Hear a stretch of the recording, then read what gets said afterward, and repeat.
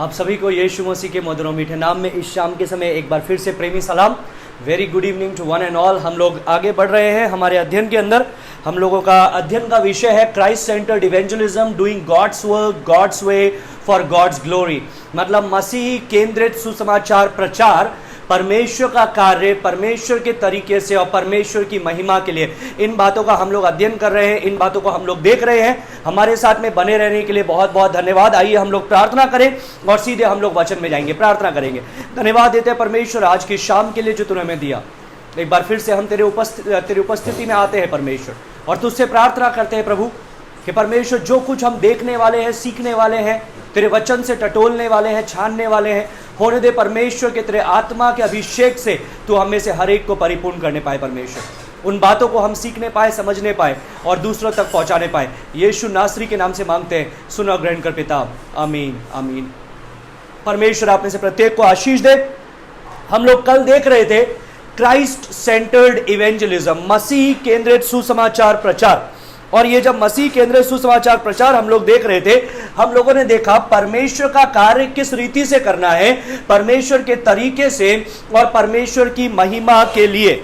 फिर हम लोगों ने, मैंने आपको बताया था कि ये जो हम स्टडी करने जा रहे हैं आने वाले कुछ एक महीने के अंदर, सवा महीने के अंदर, ये स्टडी 3 भागों में तोड़ी गई है। सबसे पहले है डॉक्ट्रिनल फाउंडेशन। डॉक्ट्रिनल फाउंडेशन मतलब सिद्धांतिक बुनियाद। हम परमेश्वर के वचन को देखेंगे, जानेंगे और पढ़ेंगे और देखेंगे परमेश्वर का कार्य क्या है, उसका तरीका क्या है और उसकी महिमा क्या है। दूसरा चीज जो दूसरा भाग में हम लोग घुसेंगे वो होने वाला है प्रैक्टिकल मैसेज। प्रैक्टिकल मैसेज मतलब एक व्यवहारिक संदेश। मतलब जो लोगों को आपको क्या संदेश बांटना है, मसीह केंद्रित सुसमाचार आखिर क्या है, उन बातों का बयान हम लोग देखेंगे। और फिर अंतिम में हम लोग देखेंगे कि परमेश्वर का कार्य परमेश्वर के तरीके से परमेश्वर की महिमा के लिए यदि करना है तो स्वैच्छिक रीति से हमें अपने आप को बलिदान करना पड़ेगा। दुख उठाने के लिए, क्लेश उठाने के लिए, परेशानियां उठाने के लिए आपको और हमें तैयार रहना पड़ेगा। इसके अंदर हम लोगों ने देखा था कि ये जो खंड है डॉक्ट्रिनल फाउंडेशन मेनली इस पद पे निर्भर है। दूसरा कुरिन्थियों 2 का 14 से 17, हम एक्चुअली 12 से 17 देखेंगे लेकिन 14 से 17 कल हम लोगों ने पढ़ा था। हम लोगों ने कल एक प्रश्न का उत्तर दिया था, आखिर अनंत जीवन क्या है। और अनंत जीवन क्या है हम लोगों ने देखा था, दिस इज इटर्नल लाइफ। ये यीशु मसीह के वचन है जो यीशु मसीह ने यूहन्ना 17 का 3 में बोला, और उसने बोला अनंत जीवन ये है, this is eternal life, that they may know the father and Jesus Christ his son whom he has sent। मतलब we may know him. Know him का मतलब क्या है, उसके साथ में संबंध बनाना, पर्सनल रिलेशनशिप। इसको हम लोगों ने हिंदी में देखा था। और अनंत जीवन ये है कि वे तुझ एकमात्र सच्चे परमेश्वर को और यीशु मसीह को जिसे तूने भेजा है जाने। फिर हम लोगों ने कल एक और बात देखा था कि परमेश्वर ने हमको ये अनंत जीवन क्यों दिया है, यीशु के साथ में हमारे संबंध का कारण क्या है। और उसके अंदर सबसे पहला चीज हम लोगों ने देखा था, that Jesus might become the chief object of your devotion, कि यीशु मसीह हो सकता है आपके भक्ति का प्रमुख उद्देश्य, आपके भक्ति का प्रमुख उद्देश्य। दूसरा चीज हम लोगों ने देखा, आपके आनंद का प्रमुख स्रोत। फिर हम लोगों ने तीसरा चीज देखा था कि यीशु मसीह अपने जीवन को आपके जीवन से आगे बढ़ाता है। दूसरा चीज हम लोगों ने देखा, अपने चरित्र को आपके चरित्र से विस्तार करता है। तीसरी बात हम लोगों ने देखा, अपने सामर्थ्य को आपकी शक्ति के द्वारा प्रकट करता है। या आपकी शक्ति का द्वारा मतलब क्या है, मतलब आपके जिस्म के द्वारा, आपके शरीर के द्वारा परमेश्वर अपने सामर्थ्य को प्रकट करता है। फिर हम लोगों ने यह भी देखा था कि पहला कारण क्या है कि क्यों यीशु के द्वारा हमको चुना गया है, ताकि यीशु मसीह हमारा मुख्य स्रोत होने पाए, हमारा उद्देश्य होने पाए। दूसरा चीज हम लोगों ने देखा, ताकि यीशु मसीह अपने जीवन का आपके जीवन से विस्तार करें, यीशु मसीह अपने चरित्र का आपके चरित्र से विस्तार करें, यीशु मसीह अपने शक्ति और सामर्थ्य का आपकी शक्ति से विस्तार करें। और फिर सबसे मुख्य बात हम लोगों ने देखा कि आपके और हमारे उद्धार के पीछे कारण क्या है, that we might be on mission with God, कि हम परमेश्वर के साथ में एक मिशन पे हो ले, एक मिशन पे हो ले। और मिशन का मतलब क्या है, मैंने कल आपको बताया था, एक निश्चित लक्ष्य के लिए अलग रखे गए लोग, एक निश्चित लक्ष्य के लिए अलग किए गए लोग। और मैं आपको एक बात बताना चाहता हूं, परमेश्वर का आपके और मेरे उद्धार के पीछे मेरे प्रियो ये उद्देश्य सिर्फ नहीं है कि हम उसके साथ में स्वर्ग में जाएं। अगर यही उद्देश्य होता तो जिस समय यीशु का स्वर्गारोहण हो रहा था उस समय बाकी चेलों का भी हो जाना चाहिए। और जब जब जैसे जैसे जो जो व्यक्ति इस संसार में यीशु को ग्रहण करता है उसी समय वो मर जाना चाहिए और परमेश्वर के संग चले जाना चाहिए। लेकिन ऐसा होता नहीं है। क्यों? क्योंकि परमेश्वर का आपके उद्धार के पीछे एक महत्वपूर्ण योजना है। और वो योजना क्या है? परमेश्वर के साथ में आप मिशन पे हो ले, ये परमेश्वर की योजना है। फिर मैंने आपको कल बताया था कि great commandment and great commission, महान आज्ञा, महान आदेश। महान आज्ञा क्या है? अपने परमेश्वर से संपूर्ण मन, शक्ति, सामर्थ्य से प्रेम करो और अपने पड़ोसी से अपने समान प्रेम करो। और उसी प्रकार से महान आदेश क्या है, जो हम लोगों ने मत्ती 28 के अंदर देखा था कि सभी जातियों के लोगों को जाकर के चेला बनाओ। तो ये परमेश्वर ने काम किसको दिया है मेरे प्रियो? आपको और मुझे, हर एक विश्वासी को।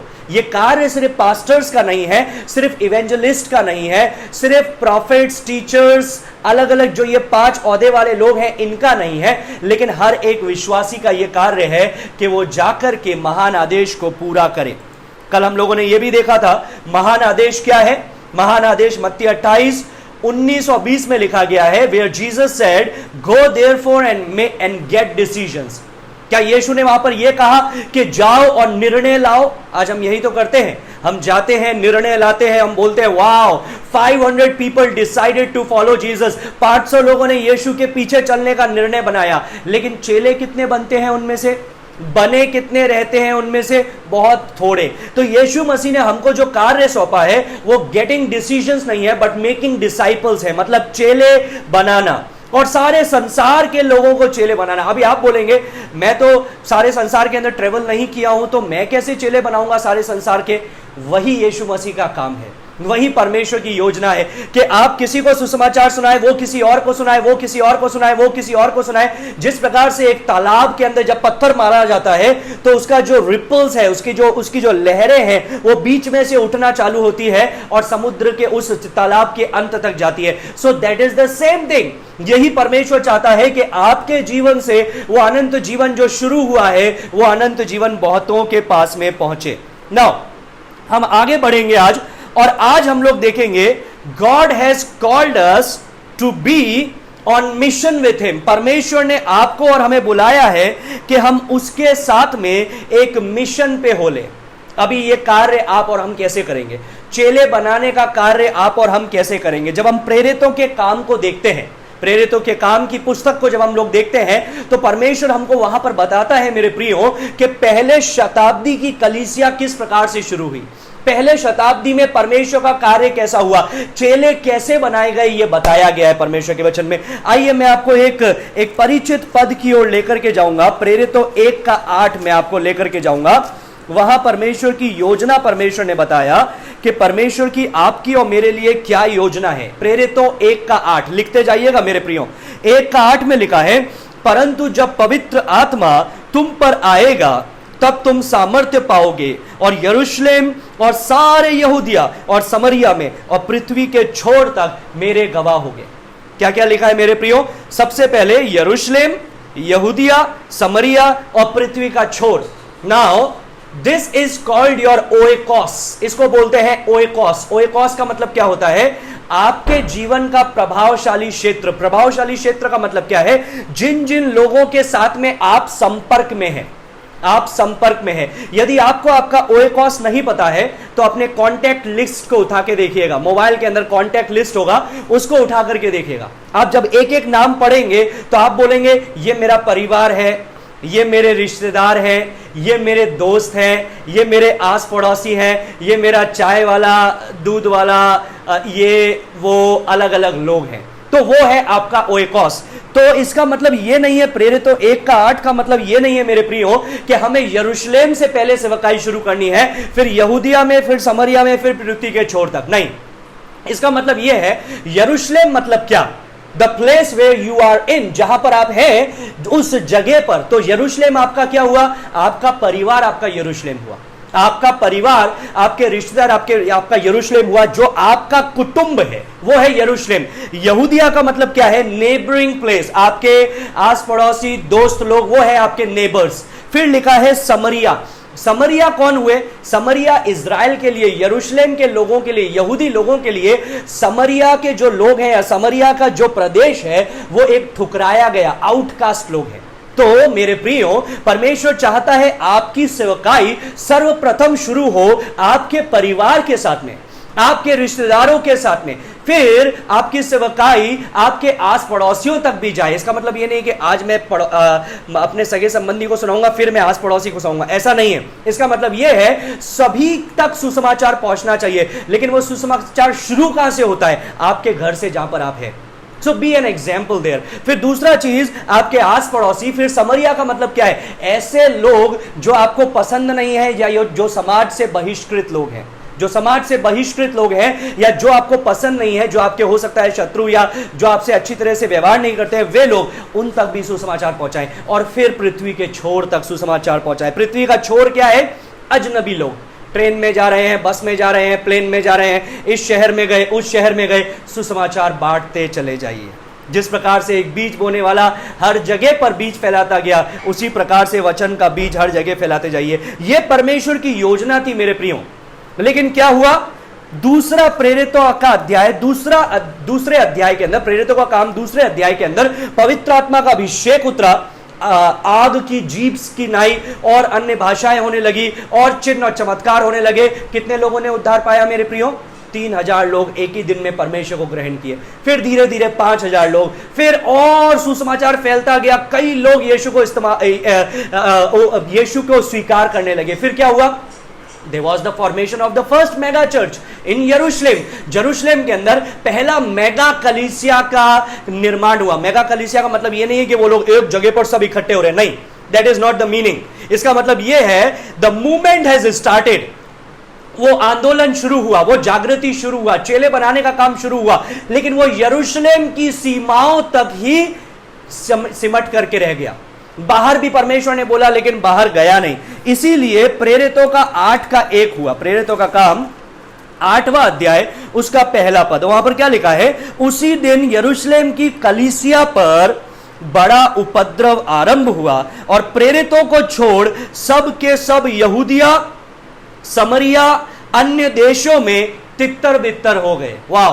पहला 1 के 8 में परमेश्वर ने बोला योजना यह है, पवित्र आत्मा उतरेगा, तुम यरूशलेम में सबसे पहले सुसमाचार सुनाओ, फिर तुम यहूदिया में चेले बनाओ, फिर तुम समरिया में चेले बनाओ और फिर तुम पृथ्वी के छोर तक चेले बनाओ। चेलों ने क्या सोचा? पवित्र आत्मा उतर गया, कलीसिया बढ़ रही है, वाओ, कंफर्टेबल जोन, यरूशलेम में ही ठहर जाते हैं और यरूशलेम को ही अपना घर बना लेते हैं। तभी क्या हुआ?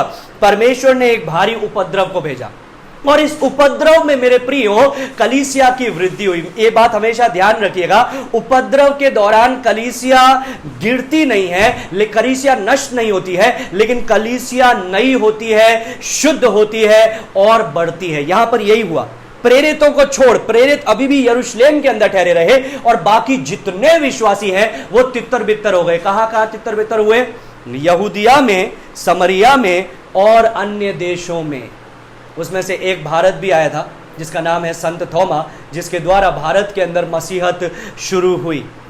अभी क्या हुआ सुनिएगा, 8 का 4 में लिखा है ये जो लोग तितर बितर हुए किसके कारण हुए थे? उपद्रव, सतावट। अभी ये लोग अलग अलग जगह पर अपने जगह को छोड़ करके भाग गए। क्या कर रहे हैं? डर के मारे बैठे हैं? नहीं। 8 का 4 में लिखा है जो तितर बितर हुए थे वे सुसमाचार सुनाते हुए फिरे। वाह! कौन सुना रहा है सुसमाचार? वो 12 प्रेरित नहीं, वो तो यरूशलेम में है। ये सारे चेले, ये सारे जो विश्वासी हैं, ये लोग सुसमाचार सुनाने लगे। क्या इनके पास में परमेश्वर का पूरा वचन था उत्पत्ति से लेकर प्रकाशित वाक्य तक? नहीं। इनके पास तो हैंडफुल ऑफ बुक्स, बहुत थोड़ी सी किताबें थी इनके पास में, उतना इनको ज्ञान नहीं था। लेकिन मेरे प्रियो, जितना उनको ज्ञान था वो लोगों को बांटने लगे। आज प्रभु ने आपको और मुझे उत्पत्ति से लेकर प्रकाशित वाक्य अपना संपूर्ण प्रकाशन दिया है। हम क्यों चुप रहे? हम चेले बनाए। तो मैं आपको बताना चाहता हूं कि ये प्रेरितों के काम पुस्तक में कैसे लोगों ने चेले बनाए। उसका पहला जो मीन्स या पहला साधन, चेले बनाने का पहला साधन क्या था? First of all, every born again child of God living a Jesus centered, Christ focused life. पहला क्या है? हर एक जो बदल गया चेला है, हर एक जो परमेश्वर का जन है, हर एक जो नया जन्म प्राप्त किया हुआ व्यक्ति है, वो यीशु मसीह केंद्रित एक जीवन बिताए बाकी संसार के सामने। So first of all, through your life, अपने जीवन से यीशु का प्रचार करें। What is the second means? दूसरा तरीका क्या है, दूसरा साधन क्या है यीशु का प्रचार करने का? पहला है through your life, and the second is यीशु मसीह का प्रचार करने के लिए, मसीह केंद्रित सुसमाचार प्रचार करने के लिए अपने आप को पूरी तरह से लगा दें। दूसरा चीज। तीसरा चीज क्या है? निरंतर प्रार्थना, आत्माओं के उद्धार के लिए प्रार्थनाएं करें। और अंतिम चीज क्या है? दुख उठाए, परेशानी उठाए। यही तो उन्होंने किया था ना। वे लोग किस में लगे हुए थे? सबसे पहले यीशु केंद्रित जीवन बिताने के लिए, जिस प्रकार से रोमियो के अंदर पौलुस ने कहा, यदि तुम यीशु को प्रभु मानोगे अपने दिल से और मुंह से अंगीकार करोगे तो तुम और तुम्हारा घराना उद्धार पाएगा। तो कैसा जीवन बिता रहे थे मेरे प्रियो? जीसस सेंटर्ड लाइफ, यीशु केंद्रित, मसीह केंद्रित जीवन बिताना। दूसरा क्या है? Through your lips. कई लोग बोलते ना, अरे जीवन से तो बता रहे हैं ना परमेश्वर का वचन, मुंह से नहीं बता रहे तो क्या हुआ? No my dear brothers and sisters, नहीं। सबसे पहले क्या करना है? अपने जीवन से यीशु केंद्रित वचन बताना है। दूसरा चीज क्या करना है? अपने जीभ से मसीह केंद्रित सुसमाचार प्रचार सुनाना है। तीसरा चीज क्या करना है? पूरे लगन से प्रार्थना करना है। और अंतिम चीज क्या है? बलिदान और क्लेश, दुख उठाने के लिए हमें तैयार रहना है। Now this is the tragedy of modern evangelism. Modern evangelism का सबसे बड़ा दुखद बात यह है। दुखद बात क्या है? We are more focused on decisions rather than disciples. We want numbers, not quality. हमको क्या चाहिए? हमको संख्या चाहिए, हमको लोगों के हाथ चाहिए, हमको कितने लोग यीशु को ग्रहण करते हैं, डिसीजंस बनाते हैं, वो चाहिए। चेले नहीं चाहिए। क्यों? चेले बनाने में समय लगता है, चेले बनाने में पीड़ा उठानी पड़ती है, कंफर्टेबल जोन को छोड़ करके लोगों को शिष्य बनाना पड़ता है, अपने संग रखना पड़ता है, सेवकाई में जुटाना पड़ता है, और ये सब करना बहुत मुश्किल है। So most of the people they want decisions rather than disciples. तो इसलिए उन्होंने क्या किया? They have minimised the message to get more numbers. ज्यादा संख्या पाने के लिए उन्होंने क्या किया? जो संदेश है, वचन का जो सच्चा संदेश है, सुसमाचार का जो सच्चा संदेश है, उसको कम कर दिया। Not only minimising the message, but second, humanising the methods. मतलब परमेश्वर के संदेश को ही कम नहीं कर दिया, लेकिन तरीके को बदल दिया। क्या आपने यह सुना है? जो लोग बोलते हैं कि the message is the same but the method is changed, right? संदेश तो वही है लेकिन तरीके बदल गए हैं। नहीं मेरे प्रियो, संदेश वही है, तरीके वही है। संदेश वही है, तरीके वही है। परमेश्वर का तरीका समय के अनुसार नहीं बदलता है। परमेश्वर ने ऐसे नहीं बोला, अच्छा तुम मेरा काम तो करो, कैसे करना है तुम सोच लो, अपने मर्जी से कर लो। नहीं, क्या कार्य है वो भी बताया, कैसे करना है वो भी बताया, क्यों करना है वो भी बताया, उसकी महिमा के लिए। सो हम लोगों ने क्या किया? सुसमाचार का जो फोकस था वो मसीह से हटा करके, वो परमेश्वर से हटा करके मनुष्य की जरूरतों पर केंद्रित कर दिया। Now I am going to say many things which might break your heart. मैं कई बातें बोलूंगा जो हो सकता है आपके दिल को तोड़े।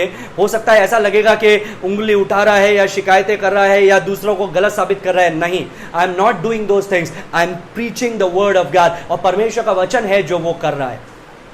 मेरे तरीके भी वैसे ही थे जैसे हर एक के तरीके हैं, लेकिन परमेश्वर का वचन जब अध्ययन किया तब मुझे पता चला सही तरीका आखिर क्या है, सही तरीका आखिर क्या है। तो लोगों ने क्या किया? लोगों ने मैसेज का जो सेंटर था, सेंटर ऑफ अट्रैक्शन, जो मुख्य बात थी मैसेज की, वो बदल दिया। फॉर एग्जाम्पल, कई जगह पर हम लोग जाते हैं और लोग पास्टर्स को इंट्रोड्यूस करते हैं, प्रीचर्स को, गेस्ट प्रीचर्स को, मेन प्रीचर्स को इंट्रोड्यूस करते हैं, और क्या बोलते हैं पता है? लोग बोलते हैं ये परमेश्वर का महान दास हमारे बीच में है। आज परमेश्वर के एक महान दास हमारे बीच में है। जैसे ही हम लोग वो शब्द सुनेंगे, आपका फोकस कहां जाएगा? आपका ध्यान कहां जाएगा? परमेश्वर पे के दास पे? सोचिए, जब कोई इंट्रोड्यूस करेगा कि आज हमारे बीच में परमेश्वर के एक बहुत महान दास आए हैं, आपका फोकस कहां जाएगा? परमेश्वर के ऊपर के दास के ऊपर? दास के ऊपर। लेकिन वहीं अगर यूं इंट्रोड्यूस किया जाए कि आज हमारे बीच में महान परमेश्वर के एक दास आए हैं, तो फोकस कहां जाएगा? महान परमेश्वर पर। हम लोग कभी कभी अपने शब्दों के द्वारा फोकस को बदल देते हैं। कभी कभी हमारा फोकस अपने आप पर रहता है, परमेश्वर को छोड़ करके। मैं आपको बताना चाहूंगा मेरे प्रियो, पीपल हैव डन दैट। लोगों ने क्या किया? संदेश को बदल दिया, संदेश के केंद्र को बदल दिया। केंद्र क्या था? यीशु मसीह। केंद्र क्या था? यीशु मसीह का जीवन, यीशु मसीह की मृत्यु, यीशु मसीह का पुनरुत्थान, यीशु मसीह प्रभु है, वो तुम्हारा स्वामी है। यह संदेश था। लोगों ने बदल करके क्या कर दिया? क्या तुम्हें शांति चाहिए? यीशु के पास आ जाओ। क्या तुम्हें अच्छा जीवन चाहिए? यीशु के पास आ जाओ। क्या तुम्हें अच्छा भविष्य चाहिए? यीशु के पास में आ जाओ। क्या तुमको चंगाई चाहिए? यीशु के पास में आ जाओ। क्या तुम्हें पैसा चाहिए? यीशु के पास में आ जाओ। तुम्हारे पारिवारिक विपत्तियां है, क्या उन सब से तुमको शांति चाहिए? तो यीशु के पास में आ जाओ। अभी फोकस क्या बन गया? फोकस बन गया not who Jesus is but what we want. अब फोकस हो गया यीशु कौन है वो नहीं, फोकस हो गया हमारी जरूरतें। तो हम यीशु के पास तो जा रहे हैं, लेकिन किस लिए जा रहे हैं? यीशु चाहिए इसलिए नहीं। एक परमेश्वर के अच्छे दास ने, अनिल खान जी ने एक गीत लिखा था। उस गीत के बोल कुछ इस प्रकार से थे कि मार्ग पाया, सत्य पाया, जीवन पाया रे, मार्ग पाया, सत्य पाया, जीवन पाया रे, मार्ग पाया, सत्य पाया, जीवन पाया रे। है ना? यीशु चाहिए, यीशु चाहिए, यीशु चाहिए। मुझे क्या चाहिए? यीशु चाहिए। लेकिन लोगों ने क्या बोला? नहीं, यीशु चाहिए नहीं, चंगाई चाहिए, हाँ, आशीष चाहिए, स्वर्ग चाहिए, शांति चाहिए। No my dear brothers and sisters, क्या चाहिए उसको फोकस करते हुए आए।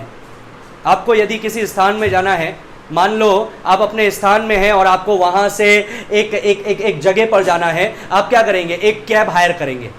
आपका उद्देश्य क्या है? वो कैब ड्राइवर से दोस्ती करना नहीं, वो कैब ड्राइवर से बातचीत करना नहीं, लेकिन आपका उद्देश्य है उस स्थान पे जाना। तो क्या कैब ड्राइवर के साथ में आपका कोई रिलेशनशिप होगा? नहीं। You want even matter to, you want even take time to talk with him. आप उससे बात भी करना पसंद नहीं करेंगे। हाँ, वो कुछ बोलेगा तो आप सुन लेंगे, लेकिन आपका मुख्य फोकस है उस स्थान पे जाना। मेरे प्रियो, आज कितने लोगों के लिए यीशु मसीह स्वर्ग के लिए एक टैक्सी ड्राइवर है। मैंने ऐसे भी सुना है जो लोग बोलते हैं कि यीशु स्वर्ग के लिए टिकट है, गेट दिस टिकट, इस टिकट को ले लो। Is Jesus a ticket to heaven? क्या यीशु मसीह स्वर्ग के लिए सिर्फ एक टिकट है? No my dear brothers, we have minimised the message. हमने उस संदेश को कम कर दिया है, हमने उस संदेश की जो गहराई है उसको हटा दिया है। On the other hand, what we need to do? We need to preach Christ and Christ alone. जिस प्रकार से एक गाड़ी के अंदर यीशु जीसस सेव्स का स्टिकर चिपकाया जाता है, गाड़ी चलाने वाले हम, डिसीजन लेने वाले हम, निर्णय बनाने वाले हम, यीशु को सिर्फ चिपका दिया। I am not against it, but I am giving an example. उसी प्रकार से कई लोगों ने जाना है स्वर्ग में, पानी है, चंगाई लेना है, शांति, ये सारी चीजों को लेने के लिए यीशु को स्टिकर के रूप में चिपका लिया। They are not discipled by Jesus. वो यीशु के चेले भी नहीं है, वो यीशु उनका जीवन का प्रभु नहीं है, यीशु उनका स्वामी नहीं है। वो जो चाहते हैं वो करते हैं, लेकिन सिर्फ यीशु उनको चाहिए, क्योंकि उनको वो सारी बातें चाहिए और वो देने के लिए सिर्फ यीशु मसीह है। Not only that, we have lowered the condition. हम लोगों ने जो उद्धार के लिए जो कंडीशंस है, कंडीशंस मतलब जो उद्धार पाने के लिए जो शर्तें हैं, शर्तें क्या है? दो चीजें। पहली चीज क्या है? मन फिराओ, दूसरा विश्वास।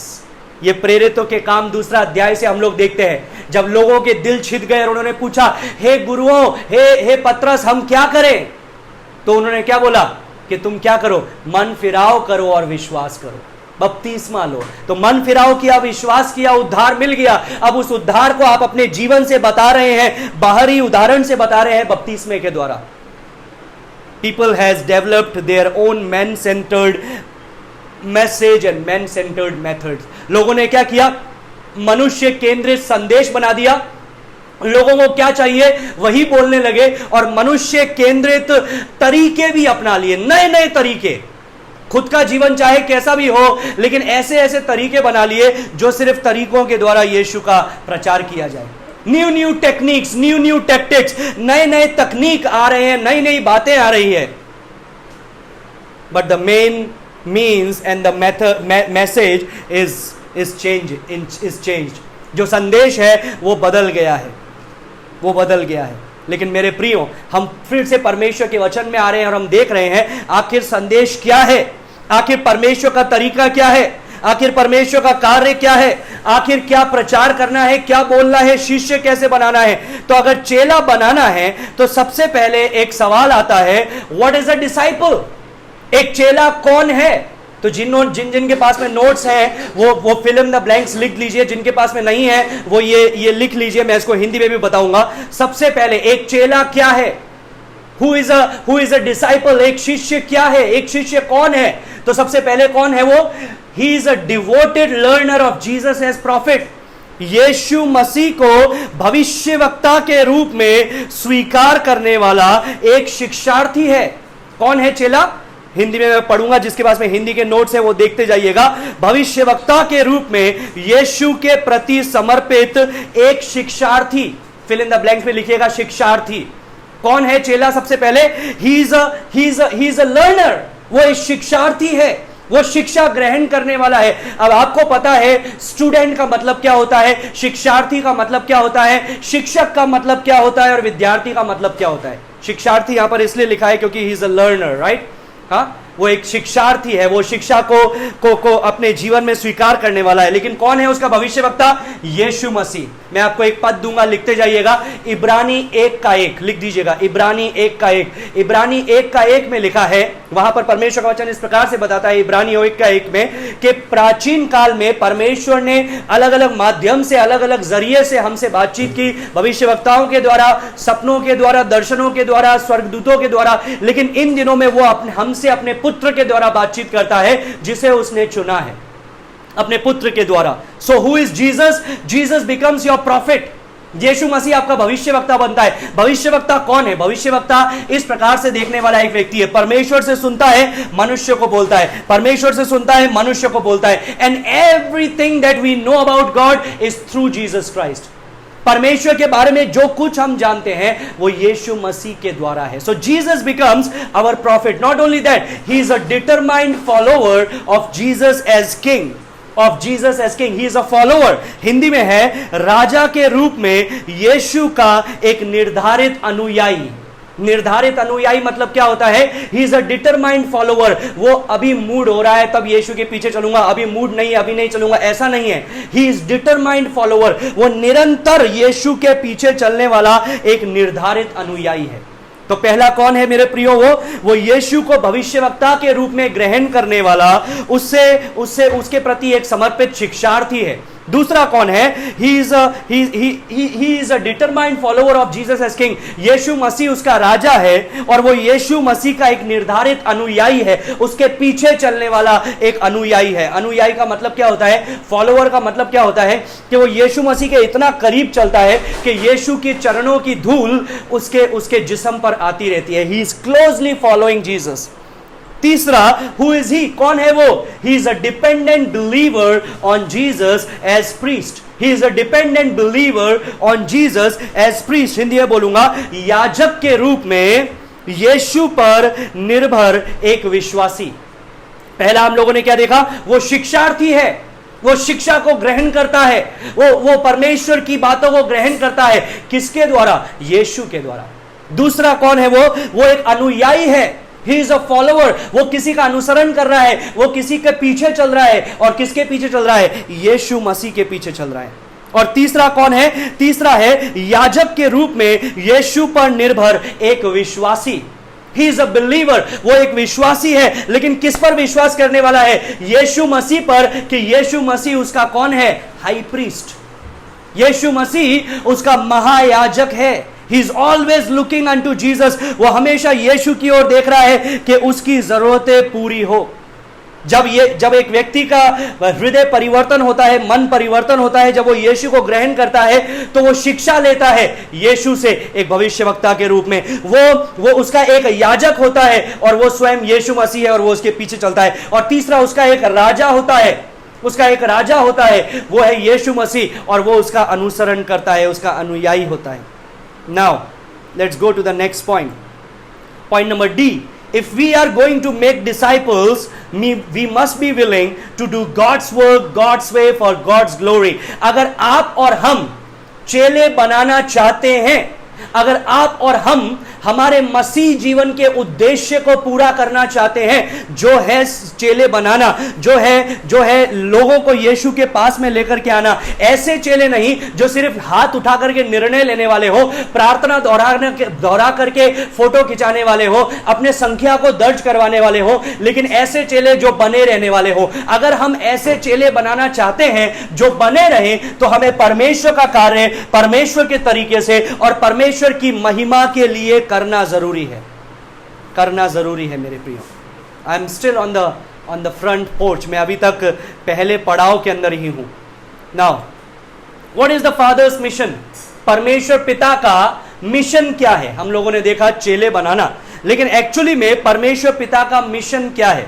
What is the mission of the father? The first thing, the father is giving a love gift to his son. परमेश्वर पिता अपने पुत्र को एक प्रेम का उपहार दे रहा है। हिंदी में लिख दीजिएगा प्रेमी उपहार, हिंदी में लिखिएगा प्रेमी उपहार। परमेश्वर पिता अपने पुत्र को एक प्रेमी उपहार दे रहा है। इंग्लिश वाले लिख दीजिएगा love gift. God the father is giving a love gift to his son. जितने शुरुआत से लेकर के आदम से लगा करके जब तक यीशु मसीह वापस नहीं आता है, परमेश्वर पिता क्या कर रहा है? हर एक जाति से, कुल से, लोग से, भाषा से, हर एक इतिहास के कोने से परमेश्वर एक ऐसी बड़ी भीड़ को जमा कर रहा है जो उसके पुत्र के लिए एक लव गिफ्ट है। परमेश्वर पिता के द्वारा अपने पुत्र के लिए एक लव गिफ्ट है, एक प्रेमी उपहार है। Not only that, The second point is he is gathering in bride for his son. वो अपने पुत्र के लिए दुल्हन इकट्ठा कर रहा है। लिख दीजिए हिंदी में, वो अपने पुत्र के लिए दुल्हन को इकट्ठा कर रहा है। पहला चीज क्या है? वो क्या कर रहा है? अपने पुत्र को एक प्रेमी उपहार दे रहा है। दूसरा चीज क्या है? अपने पुत्र के लिए एक दुल्हन को इकट्ठा कर रहा है। Now bride of Christ is a metaphor. हम लोगों ने देखा था नए नियम के अंदर भी प्रकाशित वाक्य का अध्ययन जब हम लोग कर रहे थे कि परमेश्वर मसीह की दुल्हन, ये एक उपमा दी गई है। किसको? कलीसिया को और हर एक लोगों को जो यीशु मसीह के द्वारा उद्धार पाते हैं। अंत में हम लोग देखते हैं, विशेष करके तो कलीसिया है, लेकिन अंत में हम लोग देखते हैं ये ब्राइड बढ़ जाती है। इसके अंदर पुराने नियम के संत आ जाते हैं, नए नियम के संत आ जाते हैं, सारे चेले आ जाते हैं, इजराइल के लोग आ जाते हैं, जो 7 साल के समय में मारे गए लोग हैं वे आ जाते हैं, 1000 साल में से जीवित निकले हुए लोग हैं वे लोग आ जाते हैं, और उसकी ये एक दुल्हन बन जाती है। तो ये कौन कर रहा है? परमेश्वर पिता। कौन कर रहा है मेरे प्रियो? परमेश्वर पिता। तो धन्यवाद दे परमेश्वर पिता को कि आप और हम परमेश्वर पिता की ओर से यीशु मसीह को दिए जाने वाला एक प्रेमी उपहार है। वाह! आप और हम साधारण लोग नहीं है मेरे प्रियो, आप और हम वो प्रेमी उपहार है जो परमेश्वर पिता सारे इतिहास के लोगों में से चुन रहा है। पृथ्वी के उत्पत्ति से पहले, नींव रखी जाने से पहले हमको चुन लिया, नाम लेकर के बुलाया गया, और हम वो प्रेमी उपहार हैं जो परमेश्वर पिता अपने पुत्र को दे रहे हैं। सिर्फ उतना ही नहीं है, हम उसकी दुल्हन भी हैं, हम उसकी दुल्हन भी हैं। We are his portion, we are his reward, and we are his purchased possession. हम उसका निज भाग हैं, हम उसका प्रतिफल है, और हम उसके द्वारा छुड़ाए गए, मोल लिए गए उसकी संपत्ति है, उसके प्रजा हैं। That's what I said. From every tribe, tongue, nation and languages, हर एक जाति, कुल, लोग, भाषा से परमेश्वर इन लोगों को चुन रहा है। परमेश्वर इन लोगों को चुन रहा है। मैं आपको कुछ पद दूंगा, आप लिखते जाइएगा। यूहन्ना रचित सुसमाचार में से है, यूहन्ना 6:37। सबसे पहले लिखिएगा यूहन्ना रचित सुसमाचार, उसका 6ठा अध्याय और उसका 37वां पद। मैं आपको पढ़ करके बताऊंगा यहां पर परमेश्वर का वचन क्या कहता है। यूहन्ना 6:37 सुनिएगा। यूहन्ना 6 अध्याय उसका 37वां पद में लिखा है, जो कुछ पिता मुझे देता है, ये कौन कह रहा है? यीशु मसीह कह रहा है, जो कुछ पिता मुझे देता है वह सब मेरे पास आएगा, और जो कोई मेरे पास आएगा उसे मैं कभी ना निकालूंगा। कौन दे रहा है? पिता। किसको दे रहा है? यीशु मसीह को। और ये कौन लोग हैं जिसको वो दे रहा है? आप और हम, जिसको परमेश्वर ने मोल लिया है, छुड़ाया है, उद्धार दिया है। इसी प्रकार से यूहन्ना 6 का 39 मैं पढ़ना चाहूंगा, 6:39, जॉन 6:39, वहां पर ऐसा लिखा है, और मेरे भेजने वाले की इच्छा यह है कि जो कुछ उसने मुझे दिया है उसमें से मैं कुछ ना खोऊं, परंतु उसे अंतिम दिन फिर जिला उठाऊं। वाह, क्या बोल रहा है वो बोल रहा है, यीशु मसीह बोल रहा है कि ये परमेश्वर की इच्छा है जिसने मुझे संसार में भेजा है, कि जो कुछ वो मुझे देता है, किसको देता है? आपको और मुझको। जो कुछ परमेश्वर पिता अपने पुत्र को देता है, यीशु मसीह उनमें से किसी को भी नहीं खोएगा, लेकिन अंतिम दिन में जिला उठाएगा। मतलब क्या है? वो अंतिम दिन में हम उसके संग होंगे। हम लोगों ने प्रकाशित वाक्य में देखा भी कि किस प्रकार से हम उसके संग होंगे। मैं आपको बताना चाहता हूं मेरे प्रियो, you are secured in Christ. आप यीशु में सुरक्षित हैं। परमेश्वर ने आपको मोल लेकर के बुलाया है, परमेश्वर ने आपको छुड़ाया है, परमेश्वर ने आपको नाम लेकर के अपने पास इकट्ठा किया है। और किसके लिए किया है? आप एक प्रेमी उपहार है जो परमेश्वर पिता अपने पुत्र को देता है। आप एक दुल्हन है जो परमेश्वर पिता अपने पुत्र के लिए इकट्ठा करता है। और मैं आपको एक बात बताऊंगा, यीशु क्यों नहीं खोएगा? क्यों यीशु मसीह किसी को भी नहीं खोना चाहता है? हम बच्चे जब थे तो लोग हमको गिफ्ट्स देते थे, फिर वो गिफ्ट हमारे किसी भाई बहन को या किसी दोस्त को पसंद आ जाता था, वो बोलते थे यार मुझे दे दो ये। हम लोग क्या बोलते थे? सीधे नहीं नहीं नहीं नहीं, ये नहीं दे सकते हैं, ये गिफ्ट है। ये सुनते ही हमारा दोस्त या हमारे भाई बहन भी बोलते थे ओके ओके ठीक है। हमको पता है गिफ्ट किसी को और को नहीं दिया जाता है, क्योंकि गिफ्ट जिससे मिल रहा है वो विशेष होता है, और क्योंकि वो व्यक्ति विशेष है इसलिए उसका दिया गया गिफ्ट भी विशेष है। वैसे ही मेरे प्रियो, परमेश्वर पिता अपने पुत्र को एक गिफ्ट दे रहा है। Now this is a valuable gift. ये एक विशेष उपहार है जो परमेश्वर पिता दे रहा है, और वो है आप और हम। यूहन्ना 10 का 27 में भी इसी प्रकार से लिखा है। यूहन्ना 10वां अध्याय उसका 27वां पद में परमेश्वर का वचन यूं कहता है, मेरी भेड़ मेरा शब्द सुनती है, मैं उन्हें जानता हूं और वो मेरे पीछे हो लेती है। आगे सुनिए 28 में, और मैं उन्हें अनंत जीवन देता हूं, वे कभी नष्ट ना होगी और कोई उन्हें मेरे हाथ से ना छीन लेगा। 29वां पद, मेरे पिता जिसने उन्हें मुझको दिया है। कौन दे रहा है मेरे प्रियो? परमेश्वर पिता दे रहा है यीशु मसीह को, जिसने उन्होंने मुझे दिया है सबसे बड़ा है और कोई उन्हें पिता के हाथ से ना छीन लेगा, और मैं और पिता एक हैं। वाओ, पावरफुल वर्स, शक्तिशाली पद। आपका उद्धार डिपेंड नहीं करता है कल क्या होगा उस पर, लेकिन आपका उद्धार डिपेंड करता है आप किसके हाथ में है। किसके हाथ में है? यीशु के हाथ में है। यीशु मसीह ने बोला मेरे हाथ से कोई नहीं छीन लेगा।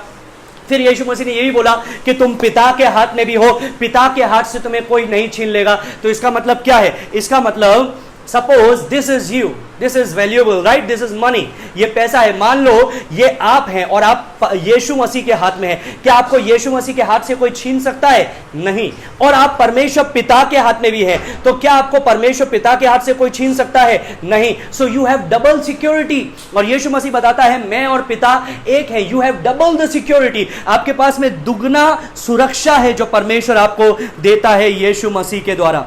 यूहन्ना 17 का 2 में भी इसी प्रकार से लिखा गया। मैं पढ़ करके सुनाना चाहूंगा। यूहन्ना 17वां अध्याय उसका 2 पद ले लीजिए, आप निकाल लीजिए। यूहन्ना 17 का 2 में ऐसा लिखा है, क्योंकि तूने उसको सब प्राणियों पर अधिकार दिया है कि जिन्हें तूने उसको दिया है उन सब को वो 6 महीने का जीवन प्रदान करे। क्या वचन में ऐसा लिखा है? 1 साल का जीवन प्रदान करे। क्या ऐसा लिखा है? Probation period. प्रोबेशन पीरियड मतलब चेक करेंगे क्या असली है या नहीं। अगर ठीक है तो काम पे रखा जाएगा, नहीं तो निकाल दिया जाएगा। ऐसे जीवन दिया नहीं। वहां पर लिखा है मैं उन सबको क्या करता हूं? अनंत जीवन देता हूं। मेरे प्रियो, आपको यीशु मसीह ने अनंत जीवन दिया है। और अनंत जीवन का मतलब क्या है? वो स्वयं, यीशु मसीह ने अपने स्वयं को आपको दे दिया है। यीशु मसीह ने बोला कि जो कोई उसको स्वीकार करता है वो उसमें आ जाता है और उसमें निवास करता है। किसके द्वारा? पवित्र आत्मा के द्वारा। पवित्र आत्मा के द्वारा। तो आप में कौन है मेरे प्रियो? आप में यीशु मसीह है, लेकिन पवित्र आत्मा के द्वारा। सो एक्चुअली में आप में पवित्र आत्मा है जो आपको यीशु मसीह के करीब लेकर के जाता है, जो आपको परमेश्वर पिता के करीब लेकर के जाता है। So my dear friends, my dear brothers and sisters, if you are the redeemed, You are the part of that love gift. Wow! अगर आप छुटकारा पाए गए लोग हैं तो आप उस प्रेमी उपहार का हिस्सा हैं। वाओ!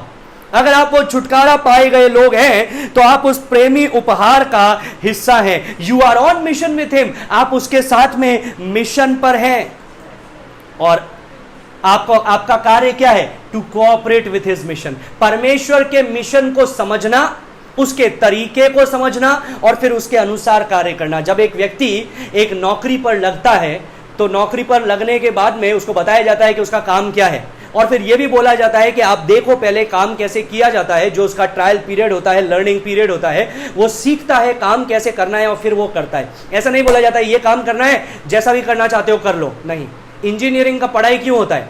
मकान तो बनाना है, लेकिन कैसे बनाना है, उसके मापदंड क्या है वो पता होना जरूरी है। नहीं तो सारा खर्चा कर दिया बाहरी दीवारों पर और नींव तो कोई नहीं देखता है बोल करके ऐसे ही छोड़ दिया तो क्या होने वाला है? थोड़े समय के अंदर वो ढह जाने वाला है। यही हुआ था उस व्यक्ति के साथ में जिसने अपना घर बालू पे बनाया। सारा फोकस किया घर पर, नींव पर नहीं। कैसे करना है वो उसने देखा ही नहीं। मेरे प्रियो, परमेश्वर का काम कैसे करना है ये जानना जरूरी है, क्यों करना है ये जानना जरूरी है, क्या करना है ये जानना जरूरी है। इसी प्रकार से यूहन्ना 15:16 में यीशु मसीह ने बोला, तुमने मुझे नहीं चुना है लेकिन मैंने तुम्हें चुना है और मैंने तुम्हें नियुक्त किया है कि तुम जाकर के बहुत फल फलो और तुम्हारा फल बना रहे। Wow! That your fruit should remain, तुम्हारा फल बना रहे। ये बने रहने वाला कौन सा फल है? ये और विश्वासी है मेरे प्रियो, ये और विश्वासी है। ये 15:8 में इस प्रकार से परमेश्वर का वचन बोलता है, यूहन्ना 15:8 में, by this my father is glorified that you bear much fruit so you will be my disciple. इसी से मेरे पिता की महिमा होती है कि तुम बहुत फल फलते हो और इसी तरह से तुम मेरा चेला होने के लिए प्रकट करते हो अपने आप को। कल हम लोग देखेंगे मेरे प्रियो, व्हाट इज दैट फ्रूट, वो फल क्या है, वो फल क्या है, आखिर हमारे जीवन से वो क्या फल है जो आना चाहिए ताकि लोग चेले बने, ताकि लोग यीशु मसीह के पास में आए, ताकि लोग यीशु मसीह के करीब आए। आपको चुना गया है परमेश्वर के साथ में एक मिशन पे होने के लिए, आपको चुना गया है उसके निज प्रजा होने के लिए, आपको चुना गया है एक शिक्षार्थी होने के लिए, एक अनुयायी होने के लिए, एक विश्वासी होने के लिए। आज शाम को मैं इसी से समाप्त करना चाहूंगा और कल हम लोग नेक्स्ट बात देखेंगे इसका, और वो है व्हाट इज दैट फ्रूट, वो फल क्या है, वो फल क्या है जिसके द्वारा लोग यीशु मसीह के पास में आएंगे। परमेश्वर इन वचनों के द्वारा आप में से प्रत्येक को आशीष दे। Let us pray and conclude here. आइए प्रार्थना करें। धन्यवाद देते हैं परमेश्वर पिता इस समय के लिए जो तूने हमें दिया। एक बार फिर से हम तेरे चरणों में उपस्थित होते हैं और प्रार्थना करते हैं प्रभु परमेश्वर कि जितनी बातें हम लोगों ने सीखी वो सारी चीजों के द्वारा तू हमारे बुद्धि को, मनों को खोल दे परमेश्वर। तेरे ना सिर्फ हम एक चेले बनने पाए लेकिन तेरे एक सेवक बनने पाए, ऐसे चेले बनने पाए जो और चेलों को बनाने वाले बने, ताकि तेरे नाम की महिमा हो। सारी बातों में तेरे नाम को स्तुति प्रशंसा देते हैं, यीशु नासरी के नाम से मांगते हैं, सुनो ग्रहण कर पिता, आमीन आमीन आमीन। परमेश्वर आप में से प्रत्येक को आशीष दे। बहुत बहुत धन्यवाद। A very good night to all of you. परमेश्वर आशीष दे। Thank you.